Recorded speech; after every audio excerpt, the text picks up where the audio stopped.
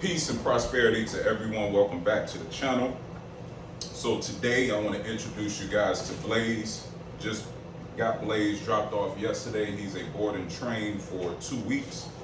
He's an English bulldog, a handsome fella. Actually a very easygoing fella, as you can see, right? But like most English bulldogs, he is a true English bulldog, right? He has his stubborn streak.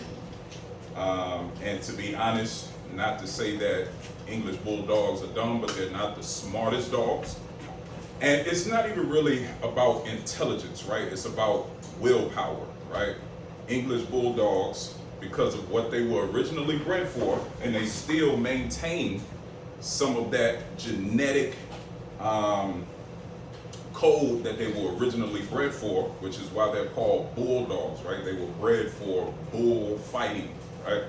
And you have to be tenacious, right? You have to have a strong willpower, right, in order to do a blood sport like that. Now, although they're not used for that anymore, again, a lot of those characteristics still reign true in their genetic code, right? And it shows when you're trying to train them, right? Because as you can see, he is headstrong, right? He is trying to get to what he wants to get to. And it doesn't make it easier that they have a high pain tolerance, right?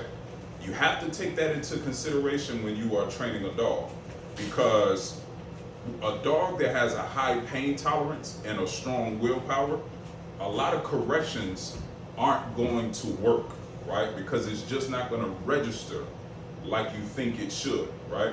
It's just going to be headbutting, right? That's what you're going to get a lot of. And then eventually, right, if you're more persistent than the dog with the hard corrections, I want to clarify this, right? Because, you know, in the dog world currently, it's like two totally different worlds, right? You have the people that are extremely on the right, and you have the people that are extremely on the left. Very rarely do you get a person that is truly balanced, right? Truly balanced. And let's be real. There's never really any perfect balance, right? But when I say balance, I mean that they are aware that, hey, every dog is a little different. Some dogs are going to need a little bit more corrective measures. And some dogs, you can use a whole lot of positive measures, right? It doesn't work the same for every dog. Every dog is different. You cannot use the same strategy on every single dog. It doesn't work. So for me, when I say balance, I look at the dog and I assess to see what that particular dog needs, right? Once I assess the dog, once I kind of feel the dog out, spend a day or two with the dog just to see where that particular dog is, then I say, you know what? I can be a whole lot more positive with this dog, because the dog doesn't have a whole lot of negative traits, right, that I have to correct, so to speak.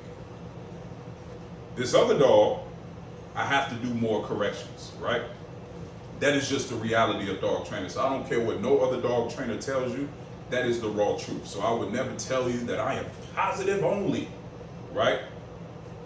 And you will also never see me be excessively negative, right? Because I understand with the corrections, it always has to be followed up once you correct the dog and they give you the behavior that you're looking to get from the dog. You have to praise that as well, so it balances itself out. So it doesn't matter what the dog is, I am just as positive as I am negative, right? That's how you balance that out, and you create a even or a well-balanced dog, right? Because overcorrecting a dog can cause problems, and being overly positive can cause problems, which is why most of these dogs come to me, because the owners are being overly positive. That is literally the reason why most of these dogs are here. They're being overly positive, right? Again, that is a form of abuse. Now, I know the intent is not to be abusive. I know that's not what your heart is, right?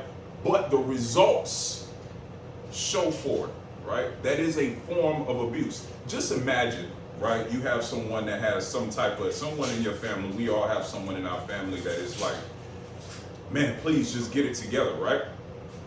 Imagine someone in your family is an alcoholic or a drug addict, right? The reality is, you cannot love that person out of that issue. You can still love that person, but you being overly loving, smothering that person, does not fix the issue. You are enabling the problem, right? You have to correct the problem in order for them not to be like that. And it's the same thing with the dogs. You cannot enable a dog in its bad behavior thinking it's going to change the behavior. It just doesn't work like that. There has to be some corrections. There's nothing in the world where you just do everything positive and it all works out. There's always a yin and a yang, right? There's always a negative and a positive. There's always a stimulus and a response. That is just how the world works, right? So, excuse me, I'm off my high horse now. I'm off my soapbox. I just wanted to express that to you guys to make it clear, because, you know, when I look at the landscape of the dog world now, it's just, you know, it's a mess, man. You have these people that are, you know, that are just so extreme either way that it doesn't do anything for the dogs at the end of the day, right? You're really only satisfying your own internal gratification, right? It really doesn't do anything for the dogs. So anyway, let's get to it. As you can see, right? And if you notice, the entire time I was talking to you guys, he was all over the place, right? He was all over the place. I didn't give him any formal corrections. All I did was, when he was trying to pull this way, hey, come back this way. He was trying to pull this way, hey, come back this way, right? So now look at him, right? Sometimes you just gotta wait a dog out. Sometimes that's just what it is. Now, once you wait them out and they surrender to the energy, right? They surrender to the energy. Then you can proceed forward, because now you know you have the dog's brain, right? But if you don't initially have the dog's brain, there's nothing you can really do with that dog. You gotta get his brain. You have to get his engagement, right? So now that he's calm and he's relaxed and he's patient, right? Because that's what I'm waiting for with the dog, is for him to be patient. I need him to be on my time. I am not on his time. He is on my time, right? So now that he's on my time, now we can proceed forward. So here's what we're working on with this fella today. It's just basic obedience. So now I'm gonna use his food, because he's highly food motivated, like most English bulldogs, right? I'm gonna use his food as a motivating factor to begin to shape the behaviors that I'm looking to get out of him, right? And when we say shape behaviors, right, specifically when we use the luring technique, really all we're doing is building muscle memory, right? That's literally all we're doing, right? We're just building the habits of doing the particular movements that we're looking to get out of the dog, and we're just using the food as a motivating factor, as opposed to what we call in the dog industry a whole lot of yank and crank, right? Where we're just snatching the chain, pulling the chain, right, to get them to do movements that we want them to do, which it works.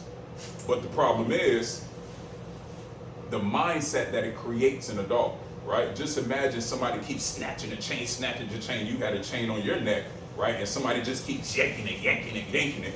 Eventually, it's going to cause you to develop a level of anxiety, right? Because every second you're going to be thinking, "Ooh, is he going to snatch the chain now? Ooh, is he going to snatch the chain now?" Right? Now, again, there's nothing wrong with using this as a tool, right? Because I am going to use it as a tool, but I'm not going to overuse it, right? That's the key. I don't overuse any tool. I don't overuse this tool, which is an aversive tool. I don't overuse this tool, which is a positive tool, right? I don't overuse anything, right? And for me, in my personal opinion, that is the key to being a good trainer. You do not overuse any tool. I don't care what kind of tool it is. I don't care if it's a clicker, which is supposed to be positive. I don't care if it's a choke chain, which is supposed to be negative. Yes, I know, big fella. I know. We're gonna get to work in a minute, I promise. Just let me keep running my mouth for a few minutes, and then we're gonna get to work, I promise. Yeah. So yeah, I don't care what the tool is, I don't overuse it. But I am open to using every tool, because every tool has its time and place, right? That's the key. All right, let's get this guy fed, because as you can see, he's ready to eat.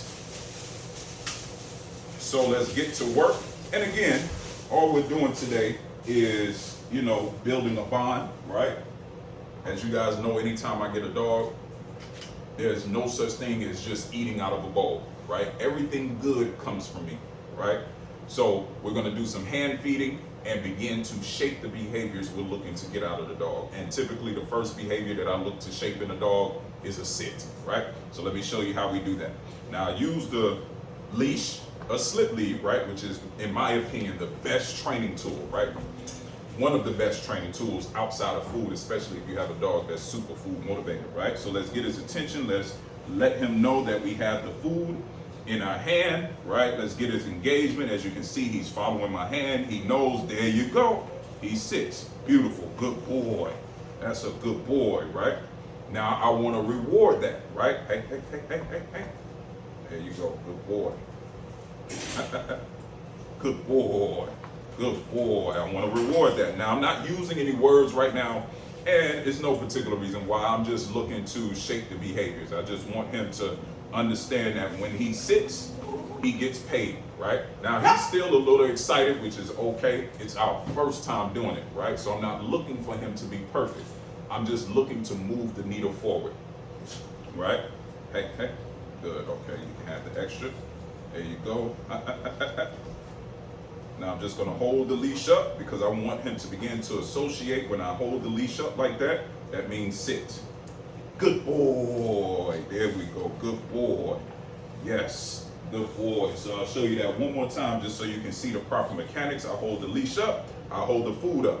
Leash up, food up, right? Because naturally, being that he wants this, right, he's going to look up. And eventually, based on what physiology tells him to do, is only but so long he can do this before his butt does this. Again, seesaw. Head goes up, butt goes down, right? That's how that works. So we want to use that to our advantage, okay? Let's get his attention again. Head up, right? Head up, butt down. There you go, good boy. That's a good boy. So there you go, that's how that works, folks. So of course, any questions, reach out. Any particular topics you want me to do or address in a video, put it in the comments below. I will fulfill that request for you. Long live Master Teacher Gypsy Stratton. And like always, until the next video, you're the master of your fate, the captain of your soul. Stay safe, better yet, stay dangerous. Peace and prosperity. Come on, big fella. Come on, big fella. There we go. There we go. Good boy. Good boy. Yes, that's a good boy. Hey. Good boy. Yes, that's a good boy. That's a good boy.